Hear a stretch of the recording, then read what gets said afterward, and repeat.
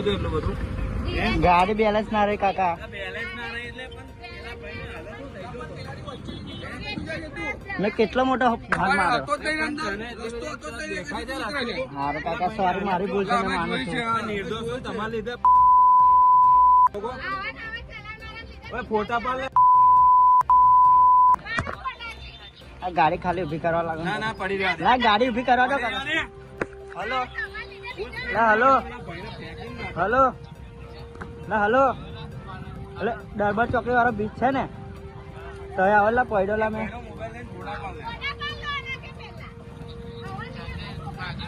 વાગ્યું નહીં લા પણ લાગે વાગી જ છે વાગ્યું જ છે વાગ્યું આવેલા જલ્દી દરબાર ચોકડી વાળો બ્રિજ.